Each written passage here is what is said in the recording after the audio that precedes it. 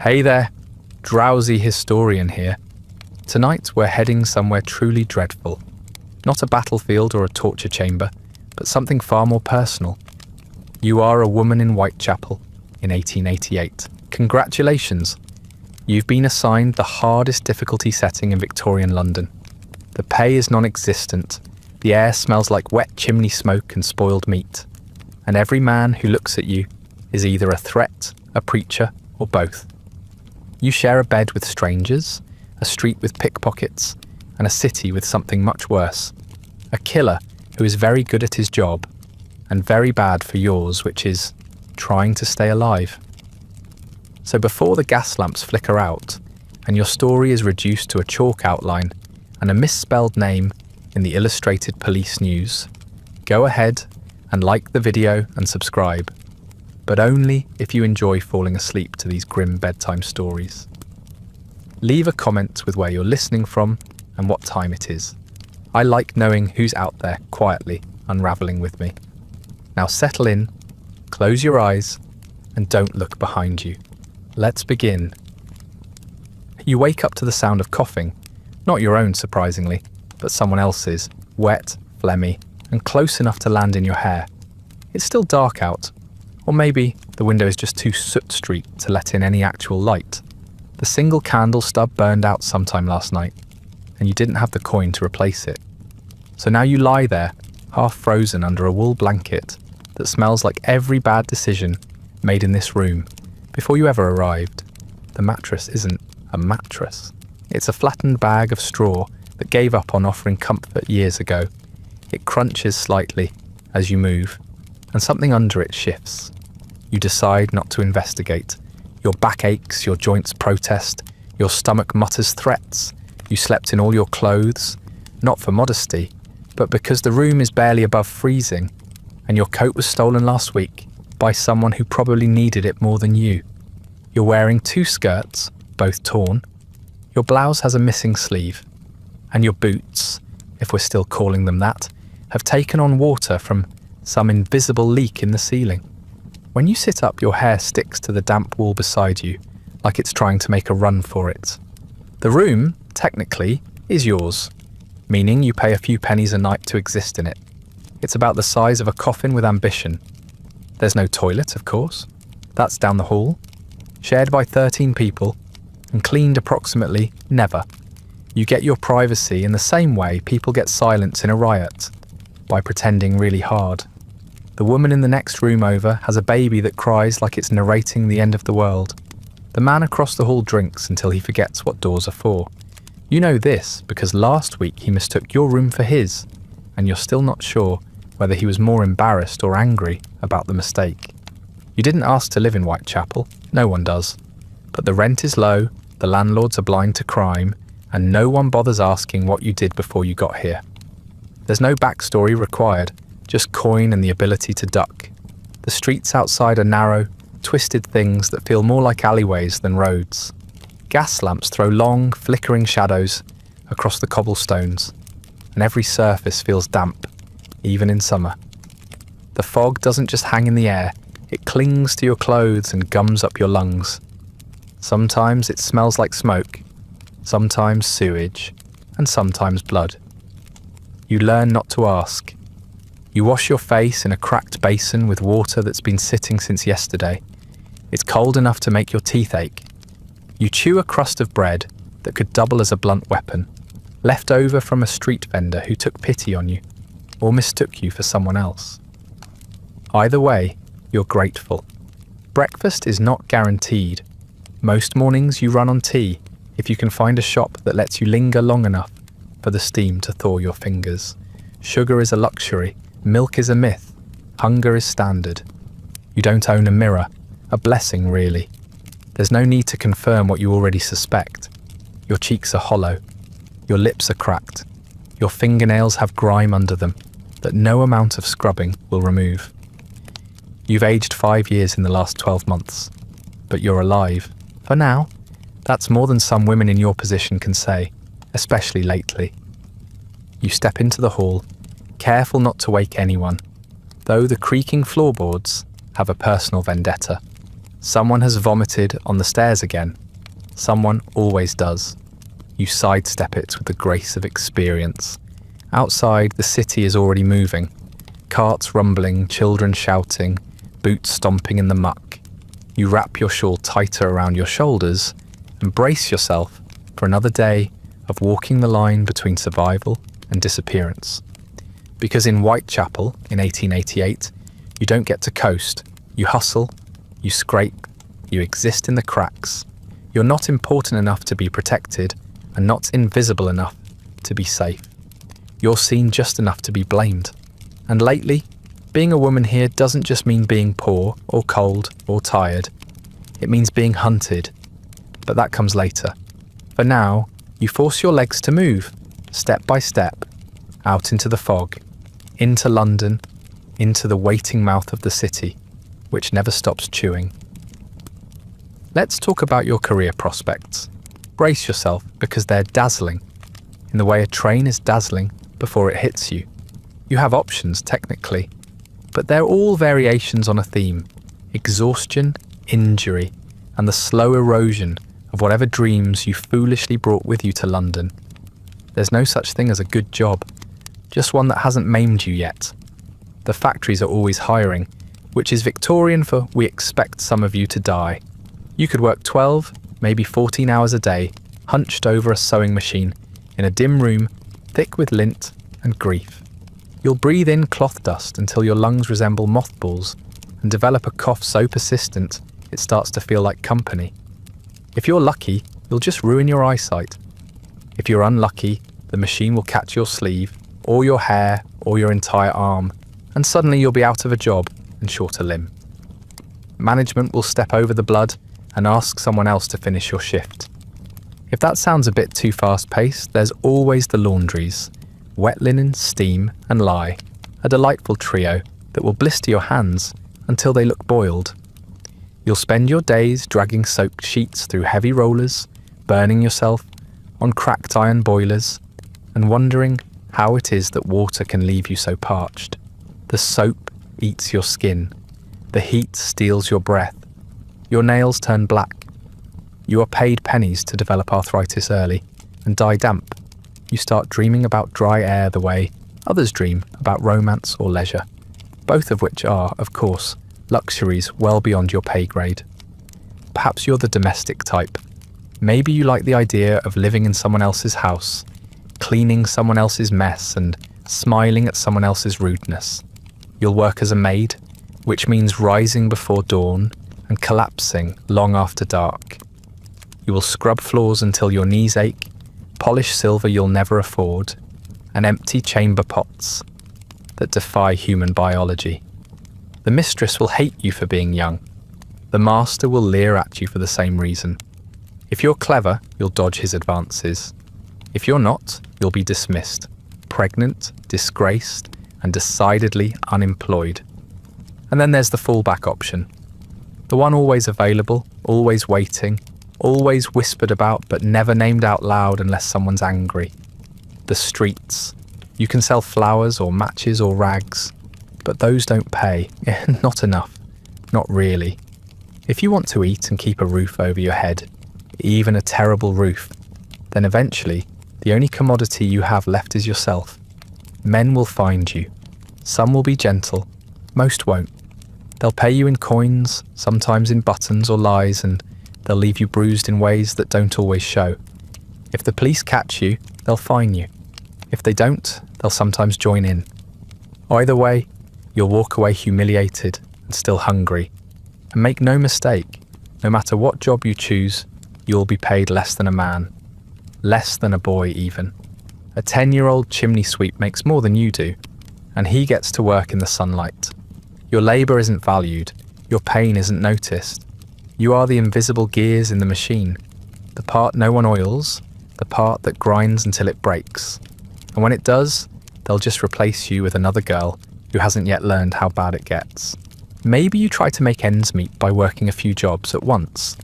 A little factory in the morning, laundry in the afternoon, maybe some errands for the butcher in exchange for soup bones and disdain.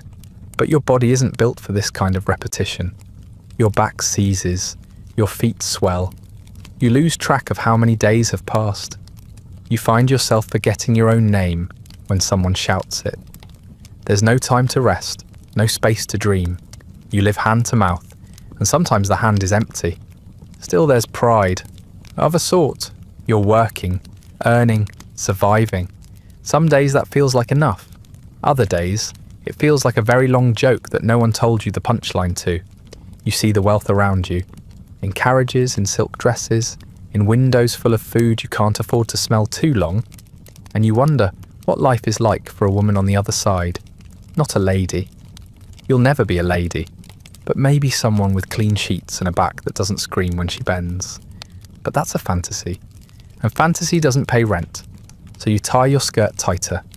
You press your lips together. And you go back to work, whatever work will have you. Because there are only 2 rules for women in Whitechapel. Keep moving, and don't let it kill you. At least not today. Respectability. That's the word they use. They say it like it's a virtue, like it's something you can earn with hard work and clean living. But here in Whitechapel, it's more like a curse you're born without. And no amount of effort will get you invited into the club. You live under a microscope, made of fog and suspicion. Every time you step outside, you're on trial. And the court, it's the street, the jury, everyone with a pair of eyes and nothing better to do. You try to dress decently because appearances matter. But you've only got 3 outfits, and all of them are stained with either sweat, soot, or someone else's bad choices. If you manage to find a ribbon for your hair or patch your skirt without it looking like a patch, you risk being mistaken for a woman on the game. The line between looking put together and looking available is invisible, ever shifting, and policed entirely by people who have no business making the rules. Walk with confidence and you're showing off. Walk with your head down and you're sneaking something. No matter how you move, someone assumes the worst, usually out loud. Men notice you, not because they respect you, but because they've decided you exist for their commentary. They catcall, hiss, or make obscene gestures. Some try to be charming, most fail. You learn to keep walking, to ignore them, to avoid eye contact, but even that's a problem. If you don't smile, you're frigid. If you do, you're asking for it. It's a game where all the rules are rigged, and the prize is not getting followed home. And then there are the women. They're not safer. They're just quieter and sharper. The older ones glare as you pass, clutching their baskets or their children with a mix of pity and disapproval. The younger ones size you up like competition, even if all you're competing for is space on the pavement. You hear them whispering, sometimes about you, sometimes about girls like you, always about someone who fell, who failed, who should have known better. No one admits how easy it is to fall, or how little it takes. Church sermons warn of temptation. Pamphlets blame immorality. The newspapers shake their heads over fallen women, while printing illustrations of their corpses on page 1. Everyone acts shocked that someone would end up drunk in the gutter or pregnant out of wedlock, as if Whitechapel isn't built to push you there. They love a moral story, as long as the ending is tragic, and the woman isn't too messy about it. You try to stay clean, but the standards are impossible. Speak up, and you're a shrew. Stay quiet, and you're hiding something. Ask for help, and you're manipulative. Help yourself, and you're unnatural. Every choice you make can and will be used against you in the court of public opinion, which never closes and never forgets. Even your job is a mark against you. If you're a maid, you're probably sleeping with the master. If you're a factory girl, you must be loose. If you're on the street after dark, they already assume you're a whore, whether or not they'd pay for your time. There are rules, unspoken ones of course. Don't walk alone, but don't be seen with a man. Don't linger, but don't rush. Don't dress up, but don't look too poor. Be modest, but be pleasant. Be quiet, but be grateful. You must thread a needle that keeps moving, held by people who never cared whether you made it through. And if you slip, If you laugh too loudly, or drink too much, or cry in the wrong place, the city watches it happen and writes you off in real time. And once your reputation slips, it doesn't come back. Not ever. The stain is permanent. It follows you from job to job, street to street. Even if you change your name, even if you start over in another part of the city, someone always remembers. You become a warning, a cautionary tale, a whisper passed between mothers and daughters. Don't be like her. Sometimes you wonder if it's all a performance, if the city is a stage and you're an extra in someone else's tragedy. The audience is hostile, the script is unwritten, and the reviews are always scathing. But you keep showing up scene after scene because what else can you do? Disappear? Women do that all the time here. And no one claps when the curtain falls. So you walk carefully, you speak carefully, you even breathe carefully. You learn to live in the narrow space between not enough and too much. Because in this place, at this time, survival isn't just about food or shelter, it's about perception. And in Whitechapel, everyone sees you, and none of them see you. It's not much. Just 4 walls, a sagging floor, and a door that doesn't quite close. But it's where you sleep. Or try to. You rent the space by the night, which means it belongs to you for exactly as long as you can keep paying for it. After that, you're not a tenant, you're a trespasser. The man who owns the building doesn't care what happens inside it, as long as the pennies keep coming. If you die in bed, someone will strip the sheets and sell them before your body's even gone cold. The room is crowded, even when no one's talking. The air hangs thick with sweat, smoke, damp clothing and mildew. Some nights, it feels like you're sleeping inside a wet wool coat that's been left to rot in a cellar. You share the room with 5 other women, sometimes more, depending on how many can cram into the space without stepping on each other. Privacy doesn't exist here, neither does silence. The walls sweat in summer and weep in winter. Moisture oozes down the cracked plaster, like the building itself is too tired to hold itself together. The window is jammed shut. Not that it matters. The air outside is nearly as rank as the air within. You take shallow breaths and hope nothing's growing in your lungs. Something probably is. You sleep in your clothes. Everyone does. It's not about modesty, it's about survival. The one blanket in the room is communal, claimed in shifts by whoever is bold enough to tug it toward themselves, and fast asleep enough not to feel it being stolen back. You've long since stopped expecting warmth. These nights are about minimizing exposure to cold, to rats, to whatever's making that noise in the corner. You've learned not to question the stains. On the bedding, on the walls, on the floorboards, whatever happened, it's done. This building has seen more lives begin, end and unravel than any church or hospital. Screams echo strangely in here, as if the walls are too used to them to carry the sound properly. Once someone gave birth in the hallway. No one batted an eye. Someone else died in the same hallway 2 weeks later. Still, no one batted an eye. Hygiene is theoretical. There's a single cracked basin in the corner of the room with water that might have been clean once. You dab your face in it sometimes. You try not to think about who else has used it or what might be floating in the bottom. The chamber pot is a last resort, and yet it's used often. Going outside after dark is more dangerous than holding your breath and hoping for the best. The hallway toilet is worse than the alley. You've seen things in there that should have been buried, not flushed. There's always someone coughing. Always. Deep, rattling, endless coughing that sounds like lungs trying to climb out through the throat. You don't know if it's consumption, influenza, or just the standard Whitechapel rot, but it spreads like gossip. You try to sleep with your back to the others and your face to the wall, as if that'll stop the germs. You know it won't. Sometimes people just vanish. The woman in the corner bed hasn't been back in 3 nights. No one asks why. Either she found somewhere better or ended up somewhere worse. Both options are rare.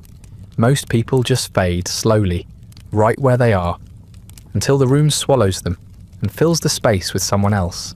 There's always someone else. Your possessions, few as they are, stay under your head or inside your blouse. Boots are tied together and tucked beneath the mattress to prevent theft. Not that it always works.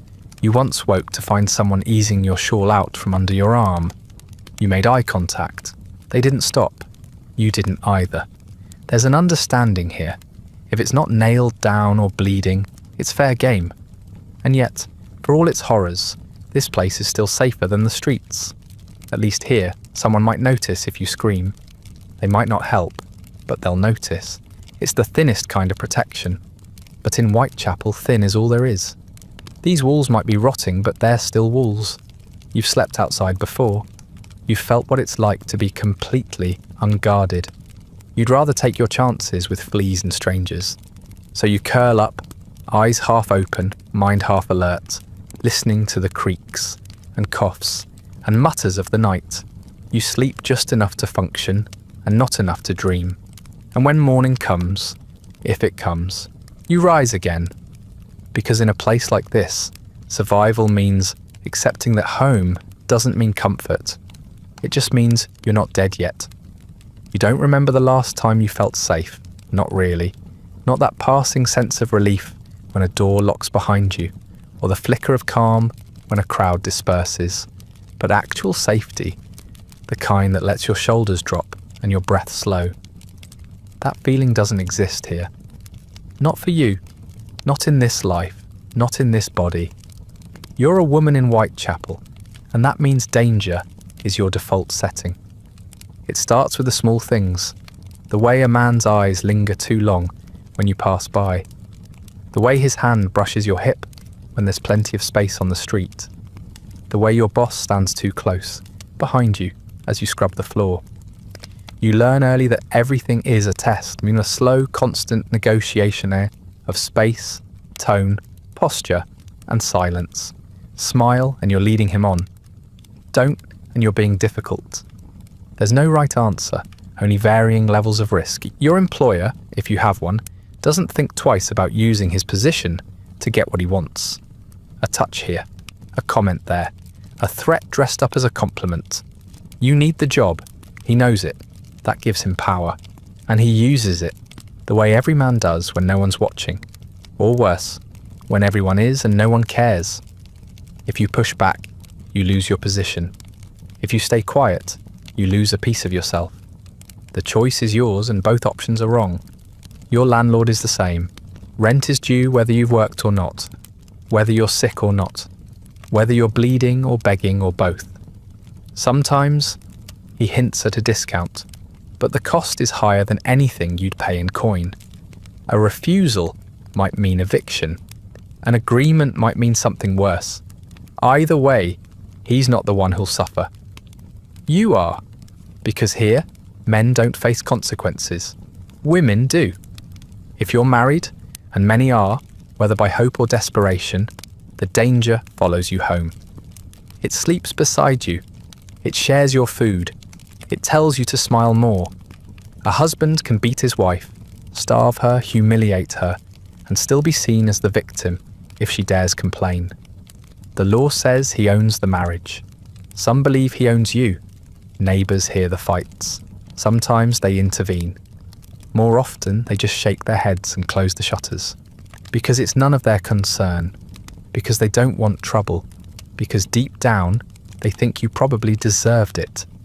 And if heaven forbid you seek help, if you go to the police station with a split lip or a bruised rib, you'll be met with either amusement or suspicion. The constable might ask what you did to provoke him. He might tell you to go home and be a better wife. He might offer to escort you somewhere safe, and somehow that will feel worse. Because the police don't protect you. They enforce the status quo, and the status quo says women should be silent, obedient, and grateful they weren't killed. You've learned to carry your keys in your hand at night. Not because it'll stop anyone, it won't, but because it feels like doing something. Some women carry hat pins, sharpened hair combs, even rocks tucked into their aprons. You keep your back to walls and your eyes on shadows. You know which alleys are worse than others, which buildings have doors that stay unlocked too long. which men change their pace to match yours. You've learned that every man you meet is a question mark. Some just ruin your day, some ruin your future. A few might end your life. Even the ones who seem kind are rarely safe. Maybe he helps you carry your parcel. Maybe he offers to walk you home. Maybe he listens, or at least pretends to. But kindness has its own price. You've seen it turn. You've seen the look shift from interested to entitled. You've learned how quickly a favour becomes a threat. The danger isn't in what they do, it's in how easily they believe they're allowed to do it. You find yourself walking faster in familiar places. You flinch at sounds that never bothered you before.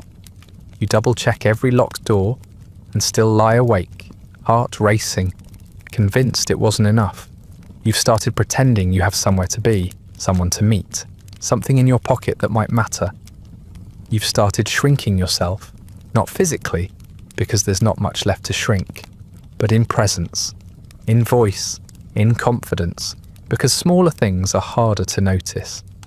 And you've learned that invisibility is sometimes the closest thing to safety you'll ever get. But even that isn't foolproof. There are always eyes, always footsteps, always hands. You tell yourself you're careful. You tell yourself it's enough. But deep down, you know better. You know you live in a place where protection is a luxury and violence is just a question of timing. You hope, every day, that today isn't the day someone decides to remind you how little power you really have. Because here in Whitechapel, being a woman isn't just hard, it's dangerous. And surviving it is a skill no one teaches, but every girl learns. At first, it's just a whisper, a muttered rumour in a lodging house, a snatch of conversation overheard on the street, a body found, they say, woman, alone, throat cut, then another, and another. The word murder stops being a curiosity and starts becoming a background hum, not loud, not urgent, just ever present, like the sound of your own heartbeat when you try to fall asleep in a city that doesn't. You try not to think about it. Women die here all the time. Starvation, disease, assault, accident. Whitechapel doesn't need a killer to rack up a death toll. But then the pattern starts to emerge, or at least people say it does. The victims are women, poor, like you, like everyone you know. They live where you live. They walk where you walk. They disappear down the same alleys you've used to get home when your shift ends too late or your coins run too low for a cab you are never going to take anyway. The fog doesn't help. It gets thicker in autumn, curling down from the docks and across the cobbles like it's hunting something, or someone. It smothers the street lamps, makes even the brightest gas lights look like dying candles. Shapes move inside it, sometimes people, sometimes just shadows, sometimes your own fear reflected back at you in distorted outlines. You can't tell anymore. You clutch your shawl tighter and tell yourself it's just the air, just the weather, just the city being its usual damp, depressing self. But you know better. Everyone does. There's a difference now. A tension in the street, like a string pulled too tight. Even the drunks are more alert. The laughter is quieter. Conversations end quicker. Men don't linger unless they mean to.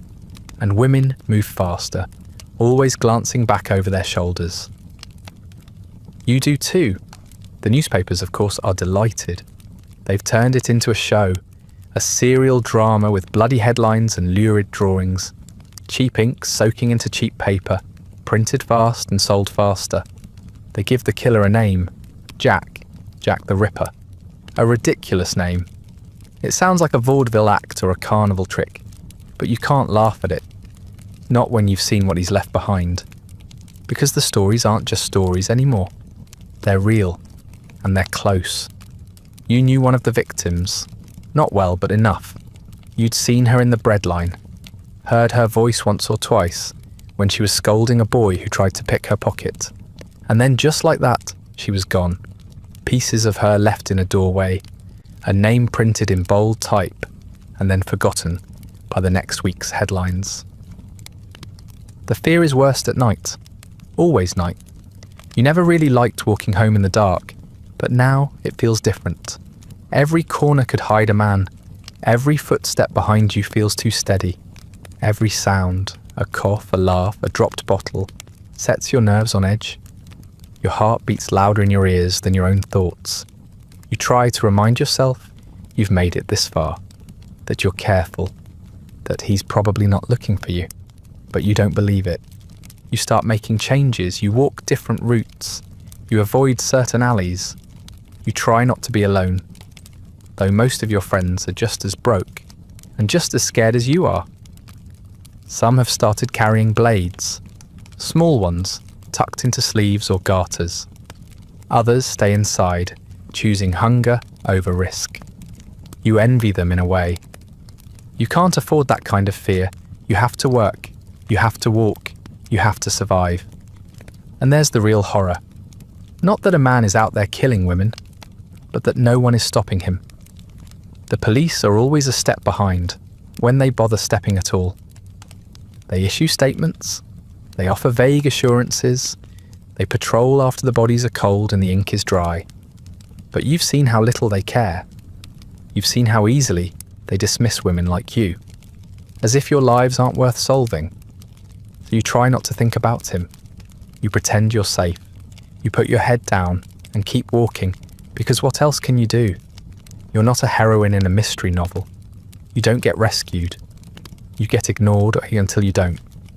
Until you show up in the paper, and someone who's never met you reads your name aloud and wonders what you were doing out so late. You were walking home, that's all. And now, every time you do, you wonder if tonight's the night someone follows you. If the fog will swallow your footsteps. If your face will be drawn in charcoal by someone who never knew you, captioned with your age, your name, and a phrase like known to frequent the streets. As if that's all you ever were. Because now, in Whitechapel, survival isn't just about food, rent, or sickness. Now it's about silence, shadows, and the sickening realization that fear has a name. And he's not done yet. You don't realize how many names you've memorized until they start showing up in headlines. Not queens, not actresses, just women. Poor ones, familiar ones. At first it's unsettling, then it's routine. You read the paper and feel the slow, sinking recognition that the city is turning women into ghosts faster than it can bury them. Some you'd seen in passing, some you knew by name, some you didn't know at all. But still, their faces live somewhere in your memory. You start keeping a list, you don't know why. Maybe it's superstition, maybe it's guilt, maybe it's just that no one else seems to be keeping track. Mary Ann Nichols. That name comes first, a woman with a round face and tired posture. You don't remember if you ever spoke to her, but you remember her walk. Heavy, uneven, like every step hurt a little. When the papers say she was found in Bucks Row, you picture it instantly. You've walked it a dozen times. You hate how easily you can imagine where her body landed. The headlines say she was drunk, as if that explains something, as if it justifies the way her throat was cut, or the wounds below it. Then Annie Chapman. Her name's harder to ignore. She stayed in the same lodging house as a friend of yours. You saw her once, angry and flushed, shouting about a stolen handkerchief. She had a sharp voice and sharper eyes, the kind that saw through everything, even you. And now, according to the paper, someone opened her like a butcher does a pig. The people gossip about it while eating breakfast. You listen, sickened, while a man comments on how gruesome but fascinating it all is, as if it's a penny dreadful, and not a real woman whose face he could have passed on the stairs. Elizabeth Stride is next. You hear her name and feel a little spark of recognition, like a match flaring in a storm. You'd seen her selling flowers near Burner Street. She used to hum when no one was buying, as if she had to fill the silence with something. The press argues about her. Some say she's not one of his, that her wounds weren't the same. Others say she fought back, which in this city is treated less like bravery and more like a breach of etiquette. Either way, she's still dead. That's the part people seem to forget. Then Catherine Eddowes. Her story hits hardest. She was funny. Not polite funny, but real funny.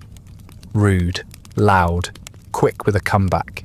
You'd heard her joke once that if she ever got famous, it would be for something stupid. And now she is. The papers say she was released from custody just before she was found. You wonder if she knew, if she stepped out of that cell and felt it in her bones. The photographs of her corpse circulate quickly. You try not to look, you fail. You wish you hadn't. You wish someone had stopped her. You wish the world felt sorry instead of intrigued. And finally, Mary Jane Kelly. Younger than the others. Prettier, if you believe the report. Which you don't, because beauty doesn't keep you safe. It just gives them another reason to talk. She lived in a room, a real one, with a door that locked. She sang sometimes. You knew someone who swore they'd heard her laughing the day before. And then nothing. Just a body so mutilated, the police said they couldn't be sure it was her. You don't know how that happens to a person. You don't want to know, but you carry her name anyway. They're called the Canonical Five now, a phrase the newspapers invented to make the horror feel orderly, like they're catalogued victims in some grand narrative, not 5 separate lives with separate stories and separate endings. People debate which one had it worst, which one was first, which one mattered most. You hear all of this and wonder why no one's asking what they dreamed about before the city crushed them, or whether anyone remembered the way they smelled after a bath, or how they liked their tea. The gossip never stops. You hear their names in line at the bakery, in the whispers outside lodging houses, on the tongues of children pretending to be murderers in the street like it's a game. Some people talk about them with sympathy. Most just speculate. Who was the killer? Why those women? What kind of monster would do such a thing? But they ask all the wrong questions. They never ask why those women had no one, why their stories only start when they end. You keep walking, you keep breathing, but the list in your head grows heavier with each step. Nichols, Chapman, Stride, Eddowes, Kelly. You don't say them aloud, but you don't forget them either. Not like everyone else already seems to. And sometimes late at night, when the wind sounds too much like footsteps and the fog presses too tightly against the windows, you wonder if someone else is already preparing to add your name to the list. A final note in someone else's story. Not a headline, just a name, just another woman they almost remembered. The first time you saw a constable on your street after the murders started, you almost laughed. Not because he was doing anything useful, he wasn't, but because it was the first time you'd seen the law take an actual interest in Whitechapel that didn't involve dragging someone away by the collar. He stood there like a wax figure in blue, watching people with suspicion while doing nothing to make them feel safer. The badge on his chest might as well have been a decoration, a paper star on a stage where the play was already halfway through and the audience was falling asleep. The police are everywhere now, in theory. You see more boots than you used to, but they never seem to be where they're needed. They patrol the easy streets, the ones that look better in reports. They stand at corners chatting with shopkeepers, while the alleys behind them fester. When another woman is killed, they say it's shocking, appalling, inexcusable. And then they do exactly what they did the last time. They arrive late, they fumble the evidence, and they tell the press they're making progress. But progress, apparently, means harassing anyone who looks poor, foreign, drunk, or vaguely unusual. You've seen them stop street performers, dock workers, boys selling newspapers, even a man who stuttered when answering questions, all marched away under suspicion of being peculiar. They question men with blood on their coats and never seem to ask what they do for a living. Butchers walk free. Surgeons walk free. Gentlemen always walk free. They never seem to be suspects, only experts. You've heard of the witnesses. They change every week. One says he saw a man in a tall hat. Another swears the killer wore a red scarf. Someone else claims it was a policeman himself. The press loves it. They print it all without blinking, each headline contradicting the last. One man admitted he lied just to get his name in the paper and maybe a free drink. They printed his statement anyway. Accuracy isn't the goal. Sensation is. The crime scenes are a mess. People swarm them before the bodies are even removed. Onlookers step over blood and cigarette butts to get a better view. There are no barricades, no cordons, just curious faces leaning in, breathing over the corpses of women no one bothered to protect when they were still alive. You heard that someone tried to sell a piece of cloth from one of the scenes. Called it a souvenir. That's what you are now, memorabilia. The detectives, when they speak, sound like men inventing answers as they go. They throw out names like confetti, Montague Druitt, Aaron Kosminski, some mysterious foreign doctor who's probably made up.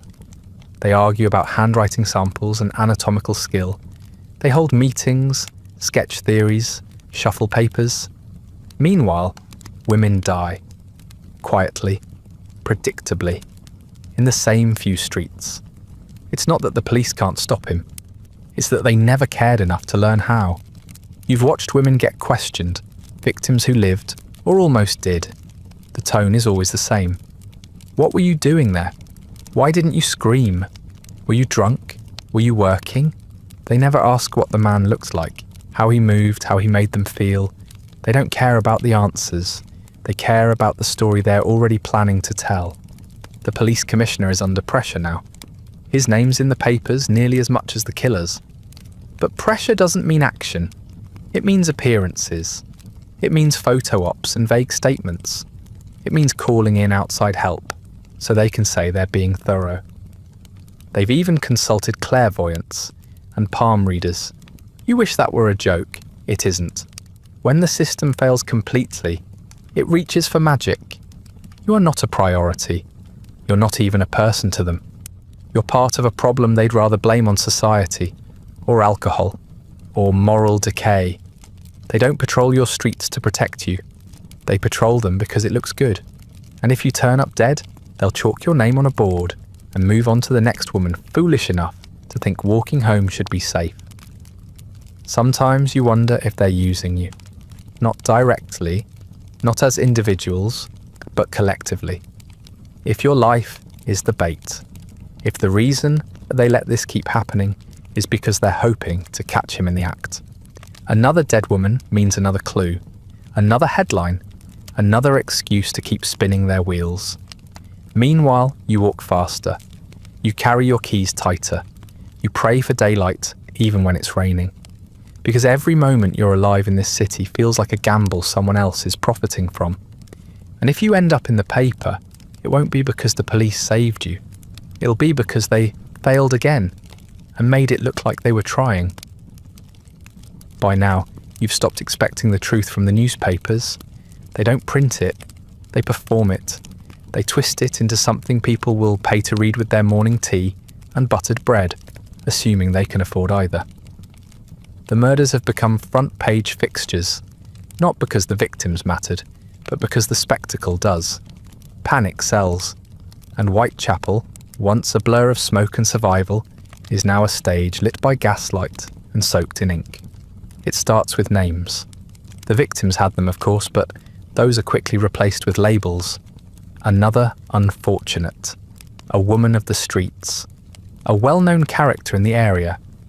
You read your own life erased in those phrases. The details are vague unless they're gory. And if the body was particularly brutalized, which they all are now, the descriptions go on for paragraphs. The editors call it necessary reporting. You call it desecration. Then the killer gets a name, Jack the Ripper. You don't know who came up with it. Some say it was the police, others blame the journalists. But suddenly, he's not just a murderer.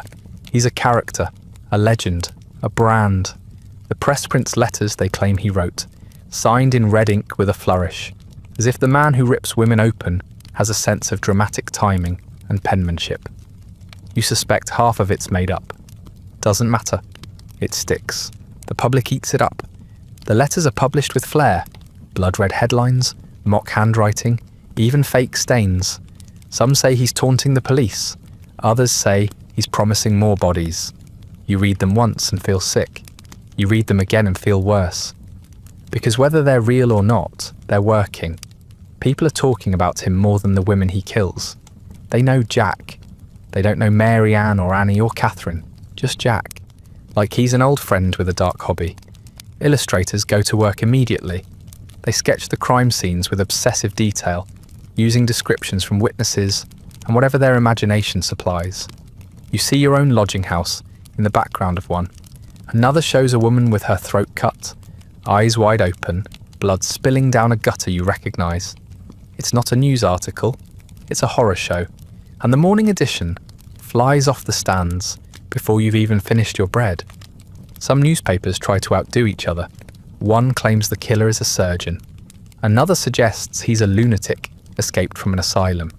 Another hints that he's a foreigner, which is just a polite way of saying they're looking for someone poor, different, and easy to blame. The working men in pubs repeat these theories with ale-warmed confidence, as if they've been personally consulted. Meanwhile, you sit quietly, drinking water because gin is too expensive and sleep is too risky. You wonder if the killer reads the papers, if he likes the attention, if he folds them neatly and circles his own name in pencil, or if he laughs at the idea of being named at all because he knows no one will ever really find him. You wonder if he walks past newsboys shouting headlines and smiles to himself, knowing they'll scream louder the next time he kills. You wonder if the news is the real weapon, not the knife, not the alley, but the paper itself, turning you all into fodder for a story you didn't ask to be in. The press prints everything. Gossip, guesses, ghost stories. They interview drunk men and call it witness testimony. They publish anonymous tips from people who crave attention. One paper offers a reward for information, but no one ever collects. The only thing that grows is the noise, louder, more frenzied, more theatrical. It drowns out what little truth there ever was, and through it all the women disappear, one by one, quietly. Their real lives, the hungry mornings, the damp beds, the stolen scarves, the borrowed kindnesses, vanish under headlines that treat them like props. No one prints what they loved or who they missed, or how long it took for someone to notice they were gone. They're flattened into victims, because victims are easier to sell than people. You keep expecting the public to tire of it, to stop reading, to grow weary of the blood and ink, but they don't. If anything, they want more. More speculation, more drawings, more horror. You're living in a real-time murder mystery, except you're not the detective. You're not even the red herring. You're just waiting to see if you'll be the twist ending. Some mornings you wonder what they'd write about you, what sketch they'd use, whether they'd spell your name right, whether the headline would mention your age, your job, your sins, or whether they'd just call you another unfortunate and tuck you between advertisements for hair tonics and patent corsets. You're terrified, and they're selling it. At some point the guessing becomes a game. Not for you, of course. You're too busy surviving, but for everyone else, especially those watching from a distance. People love a mystery when it isn't happening to them. They gather in pubs, parlours, and public squares to share ideas like they're solving a riddle instead of watching real women die. The killer, they say, must be a surgeon, or a butcher, or a midwife, or a foreigner, or a madman with a ritual knife and a grudge against corsets. The theories multiply, each one more absurd than the last. You hear someone say, it's a woman, a midwife maybe, someone who could walk the streets with bloody hands and not be questioned. Another says, it's a police officer, a gentleman, a priest, a ghost. There's a theory that it's a Freemason conspiracy, complete with coded messages and symbolic wounds. There's another that blames a royal scandal, a bastard child, a secret marriage, a cover-up so vast it makes murder seem small. These are real suggestions shared with full confidence by men in waistcoats and moustaches who haven't been within 10 streets of Whitechapel in years. None of it helps. If anything, it makes things worse. Because while they spin stories and connect imaginary dots, the bodies keep appearing. You step over blood that's still drying, while some editor in a warm office decides which headline will sell best. The more people panic, the more they turn that panic into blame. And that blame always falls in the same direction. Down. Toward the poor. Toward the foreign. Toward women. You hear the whispers everywhere now. That the killer must be Jewish. That the Jews are hiding him. That they protect their own. You hear it shouted at vendors in the market. See it scrawled in chalk on brick walls. The slurs don't bother with logic. They're just noise, loud enough to be heard over grief. You're not surprised. When things go wrong in this city, someone always finds a way to blame the people already suffering. The East End is crawling with suspicion, but it's not aimed at the man with the knife. It's aimed at anyone who looks out of place, or poor, or simply unlucky. Even you aren't exempt. You hear the rumours that the victims were involved in something they shouldn't have been, that maybe they provoked him, that maybe they were part of a cult, that maybe they faked their own deaths, that maybe, and this one is said with a smirk, they deserved it. You want to scream when you hear it, but you don't, because you've learned that in Whitechapel, the dead aren't mourned. They're dissected, questioned, and blamed. The richer parts of the city treat the killings like a grim novelty. You've heard stories of dinner parties where guests debate the case between spoonfuls of soup. Some even take day trips to the East End, hoping to glimpse the infamous streets. They walk in groups, dressed in fine clothes, pointing at gutters and pretending to understand what it means to live here. Then they return to their homes in Kensington or Belgravia and tell stories about how atmospheric it was, like it's a carnival, like your fear is part of the entertainment. Meanwhile, you're still here, watching the city unravel in real time, watching good people get swept up in bad ideas, watching the killer disappear behind 1,000 competing sketches and theories and newspaper fantasies. Everyone claims to care, but no one seems to listen.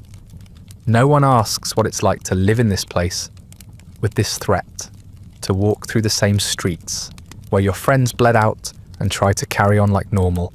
You're not a suspect. You're not a detective. You're not even a voice. You're just background. The constables are tired. The press is bored. The public is distracted. You feel the shift. The hysteria hasn't gone away, but it's changed shape. It's not about stopping the killer anymore. It's about explaining him, giving him a shape that fits into a theory, making him a symbol of something bigger and more manageable. Madness, immigration, sin. It's easier to blame an idea than a man. It's easier to say the murders were inevitable than to admit someone allowed them to keep happening. The longer it goes on, the more you understand that no one's coming to save you. The city doesn't want answers. It wants closure. It wants to move on. And if that means blaming the victims, so be it. If that means letting the killer vanish while they argue over the shape of his hat, that's fine too. Because in the end, it doesn't matter who did it. It only matters that he did it here, in your streets, among your people. And no one stopped him. And if you end up dead, they'll have theories about you too. Why you were out late, why you didn't fight harder, why you didn't leave sooner. Your death will become a piece of someone else's argument. Your name, another footnote in a case that's never really been about justice. Just spectacle. Just noise. Just another chapter in a story written by people who were never in danger to begin with. If a man doesn't kill you in Whitechapel, there's a decent chance the doctor will finish the job for him. Not on purpose, of course. That would imply a level of competence and intent the average Victorian physician doesn't consistently possess. No, the danger comes dressed in white aprons and clumsy hands, usually accompanied by the smell of carbolic acid and the faint sound of someone screaming behind a curtain. Here, medicine isn't a cure, it's a gamble. You go to the clinic when you absolutely have to, not before. You've seen the inside, the rusted tools laid out like cutlery, The half-scrubbed floors, the nurses with their sleeves rolled up, and their patients rolled down. No one is kind, no one is gentle. They're tired, underpaid, overworked, and mostly angry that you're there. If you have a cough, they'll give you a syrup that tastes like floor polish and blame you for not getting better faster. If you're bleeding, they'll try to stop it. But don't ask how or with what. You'll regret it. Pregnancy is the most common reason women end up on the table. It's also the one most likely to get you killed. Midwives handle most births, and some of them know what they're doing, others don't. It's hard to tell who's qualified and who just owns a clean towel and a strong stomach. If the birth goes well, you might walk away with a child and all your organs intact. If it doesn't, well, there are a lot of graves in this city that read simply, "Wife and infants." Hospitals don't make it better. They're the last resort, not the first. Doctors there tend to treat the poor like training dummies. A good opportunity to practice a new stitch or an experimental clump. You've heard stories about women cut open without anaesthesia because someone wanted to test a theory. You've heard of surgeries done by candlelight, in rooms where the screams echo for hours. And you know that if anything goes wrong, which it will, they'll shrug and blame your constitution. There's no privacy, no dignity, just judgment. Always judgment. If you're sick, it's probably your fault. You didn't pray hard enough. You weren't clean enough. You worked too much or not enough. You stood in the cold. You laid down with the wrong man. You existed in the wrong body, at the wrong time in the wrong place. Everything is a moral failure dressed up as a medical one. And if the doctor doesn't shame you, the medicine might. Some of it works, most doesn't. Laudanum is cheap and common, a sticky, bitter opiate that dulls pain and numbs thought. You've taken it once or twice, when the pain outpaced your pride. It helped briefly, then it didn't. Then you needed more. You've seen women vanish behind its grip, forgetting hunger, grief, even their own names. It's a cure, sure, just not for what's actually wrong. Then there's syphilis, the disease no one wants to admit they have, even though everyone knows someone who does. The treatment is mercury, rubbed into the skin or swallowed like poison. Which it is, your gums rot, your hair falls out, you sweat and shake and hallucinate. And maybe, if you're lucky, the disease dies before you do. If not, it eats your brain, and you die raving, eyes wide and teeth gone. And still, somehow, people claim it's better than the shame of having it. Mental illness, or what they call it, is worse. You don't need to be mad to be committed. You just need to act inconvenient. Cry too much, laugh too loudly, talk back, disagree. If you're a woman, any deviation from the script can land you in an asylum. The diagnosis is usually hysteria, which can mean anything from depression to ambition.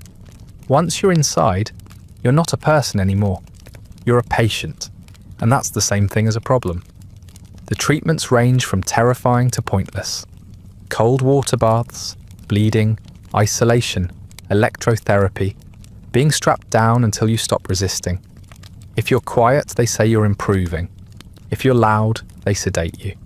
If you try to escape, they increase your dosage. If you say you're sane, they nod sympathetically and write it down as further evidence of delusion. You've heard of women who went in for grief and never came out.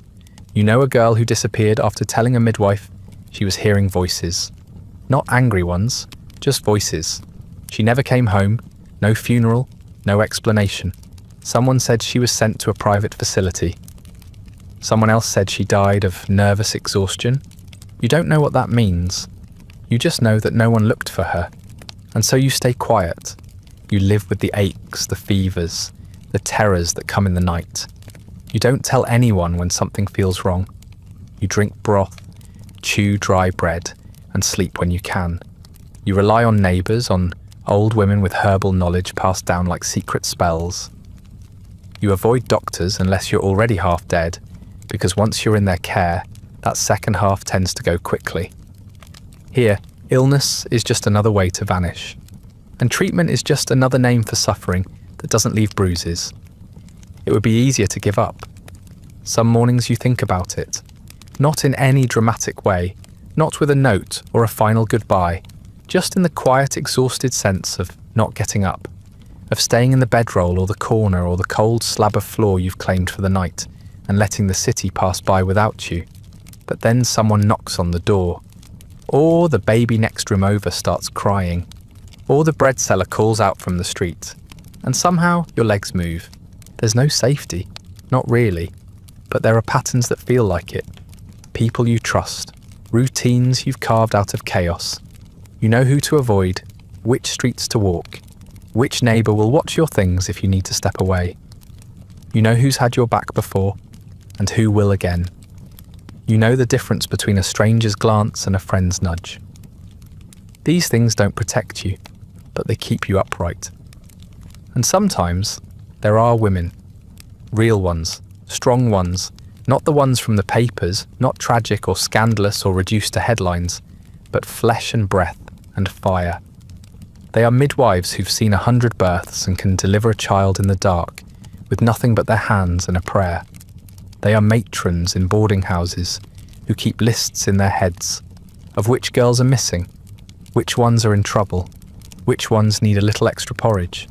They are older than you, louder than you, and tougher than whatever killed the last man who tried to get the better of them. They look out for you, in their own quiet, stubborn ways. A coat passed down, a loaf of bread shared without asking for anything in return, a warning whispered just before you turn down the wrong alley. You've had your arm pulled back at the last second more times than you care to count. Don't go that way, someone mutters. Not tonight. You don't ask why, you just nod and turn around. That's how trust works here. Fast, unsentimental and life-saving. You drink sometimes. Not to forget exactly, but to soften the edges. Bad gin in a chipped glass. Warm ale that tastes like smoke and regret. It burns going down and stays with you long after. You don't drink to feel better. You drink to feel something that isn't fear, or hunger, or the bone-deep knowledge that your life is small and fragile and invisible to everyone who makes the rules. Some nights it almost works, but there's laughter too. That's the part no one believes when you try to explain. The way a joke can rise from a doorway like steam. The way a group of women sharing one meal can laugh like they're at a feast. The way someone falling in the street, not hurt, just flustered, can send a whole group into giggles so loud the landlord threatens to evict them all. You laugh at things that aren't funny. You laugh because you have to. Because if you don't, you'll crack. You learn to celebrate small victories. A pair of dry boots, a shift that ends early, a landlord who forgets to collect rent. You find joy in the absurd, in rats chased from a pantry, in children drawing chalk outlines of constables instead of corpses, in overheard gossip so wild it can't possibly be true, but you pass it on anyway because it makes someone smile. You take care of the girls around you when you can. Share food, watch children, patch clothes, sit beside them when they're sick. No one here has enough, but somehow there's always something. You give what you can and receive what you didn't ask for. It's not charity, it's survival. It's a system, a quiet one, a sacred one. Built woman by woman, day by day, in the cracks where the rest of the world isn't looking. You remember the ones who didn't make it, not with candles or prayers, although sometimes those too, but by telling their stories, by keeping their names in circulation, by recognizing their shoes in the second-hand shop and whispering, "She used to dance," by pointing out the corner where she stood and saying, "That was her spot." You keep them alive the only way you can, by refusing to let them vanish. You're not safe, you know that, but you're not alone either, and that counts for more than you'd expected. You've seen how fast kindness spreads, even in a place like this.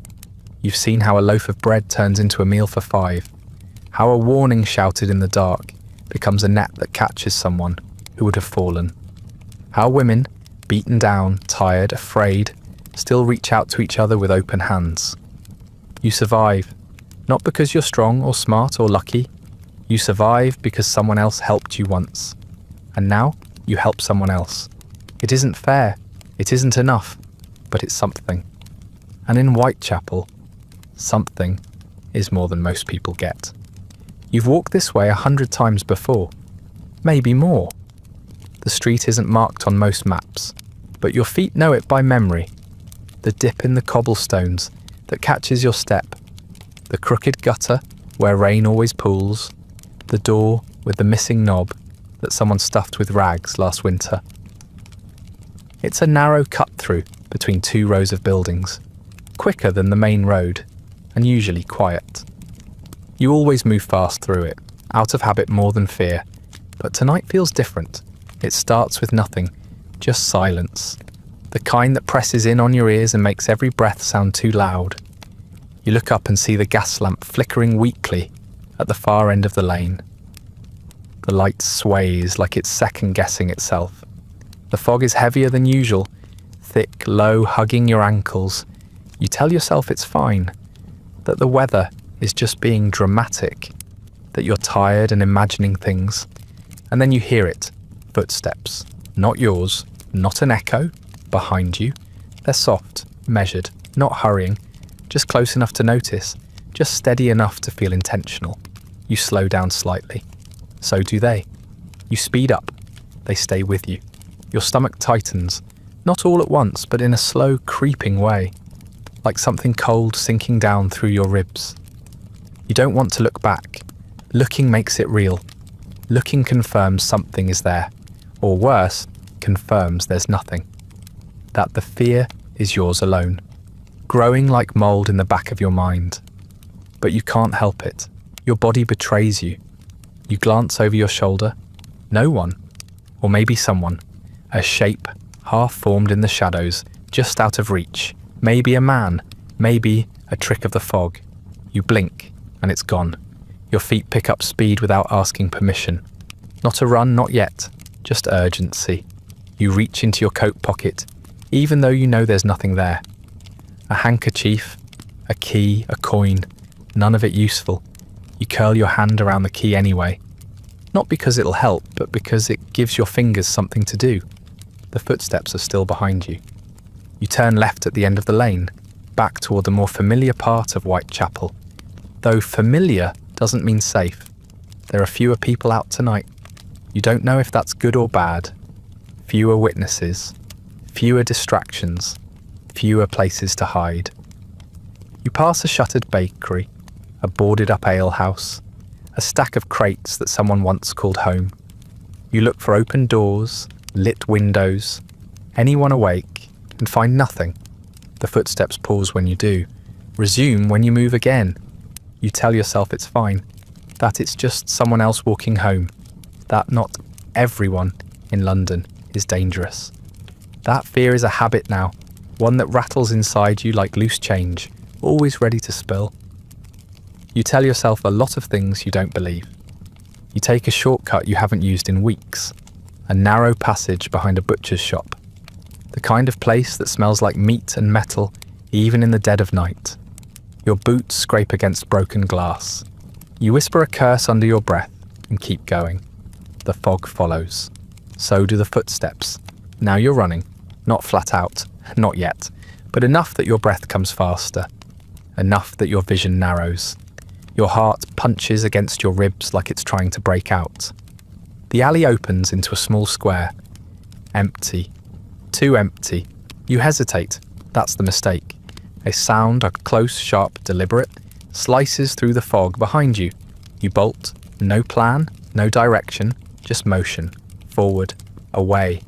You don't care if someone sees you. You don't care if you trip. You don't care if you scream. Your legs carry you through streets you barely register. Past people who don't look up. Past windows that don't open. Past safety that isn't real. When you finally stop, it's only because your legs give out. You duck into the shadows between two buildings, chest heaving, mouth dry. You wait, listen. Nothing follows. No footsteps, no voice, no knife. Just the distant clatter of a cart and the low moan of wind between bricks. You stay there for a long time. Eventually, you stand. You keep moving. Because you have to. Because standing still feels like surrender. Because fear won't kill you. Not yet. Not tonight. But the worst part isn't the running. It isn't the sound or the dark or even the certainty that something was there. It's the fact that you still don't know if anyone was. And in Whitechapel, that's enough. You didn't die. That's what people would call the good news. You're still here, lungs working, heart thudding along, feet sore but functioning. You get up in the morning. You go to work. You eat what you can. You move through streets that should feel familiar, but now seem hollowed out, like the city itself has shifted a degree sideways while you weren't looking. You're alive, and it's not the relief people think it is, because you remember everything. You remember every sound that wasn't quite right, every shadow that stretched too long. Every night your hands shook while trying to unlock your door fast enough, pretending you didn't feel like someone was watching. You remember names, faces, places where the blood didn't wash away as easily as everyone said it would. You carry them with you, stitched into the lining of your coat like a secret. They never fade. No one asks what that feels like. People assume survival is some kind of gift, as if living through horror means you've won. But survival has no ceremony, no fanfare. You're not congratulated or recorded. You're not treated like a witness. You're treated like luggage someone forgot to lose. You made it, and now you're expected to keep going. Quietly, gratefully, as if survival didn't come at the cost of whatever softness you had left. The headlines have moved on.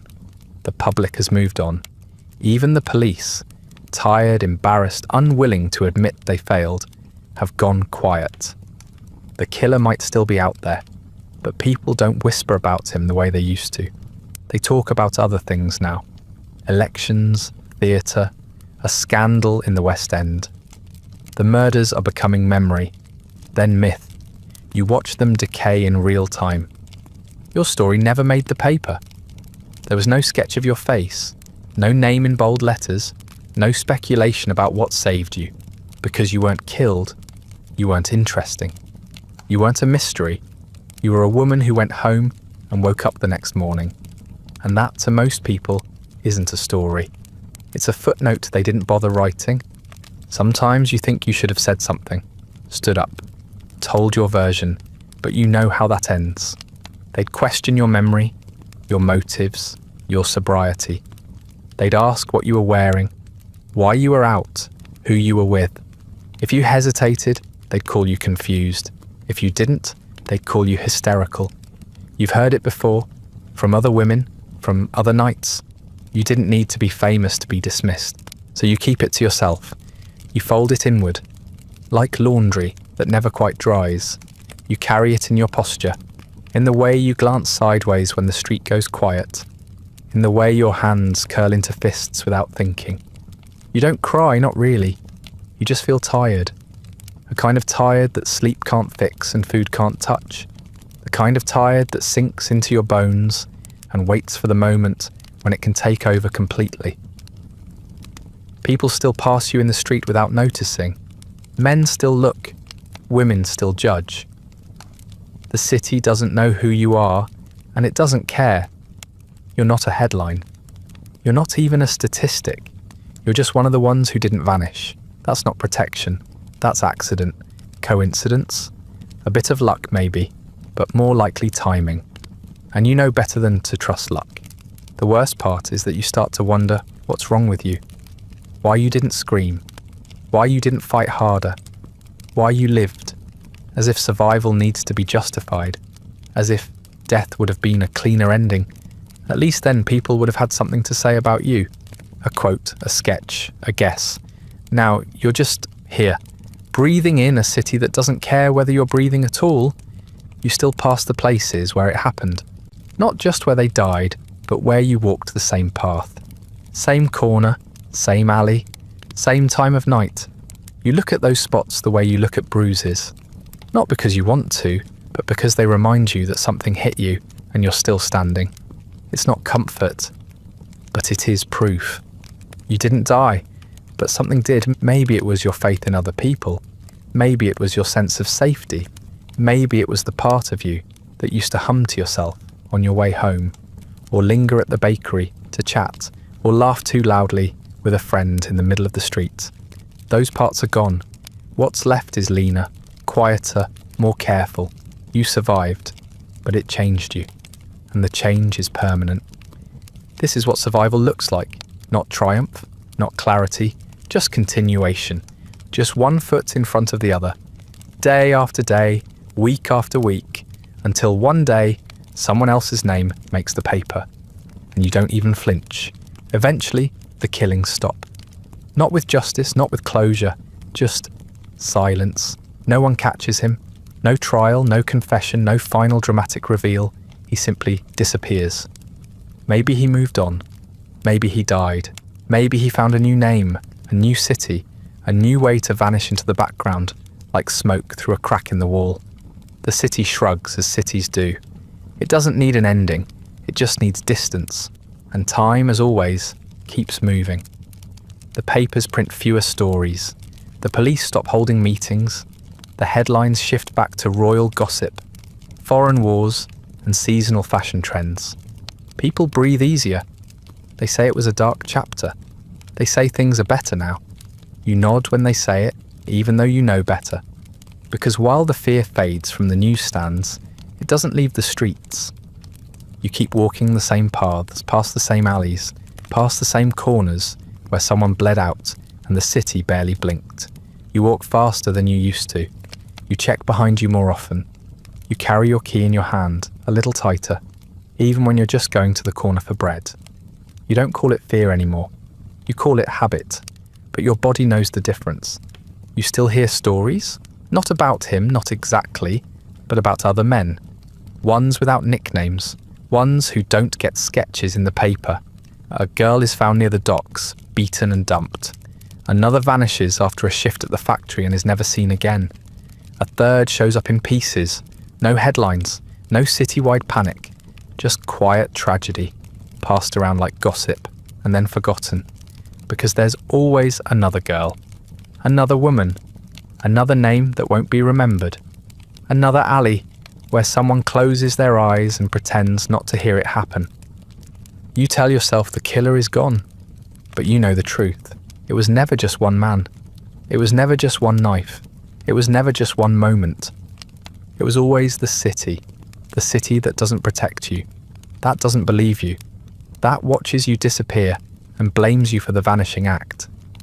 The killer might be gone, but the rules he followed are still here, and they're followed by others. The ones who smile too wide, the ones who drink too much and apologize too late, the ones who touch without asking and leave without names. You know them all. You've seen them. You've worked for them. You've shared beds and streets and doorways with them. So you stay cautious. You walk in pairs when you can. You keep a rock in your pocket just in case. You don't go out unless you have to. And when you hear footsteps behind you, you still hold your breath. Not because you expect it, but because you know it's never out of the question. You hear about the girl 2 streets over. She was 16. She was walking home from a friend's. They found her in the early morning. You don't need to read the details. You already know them, because the city always repeats itself.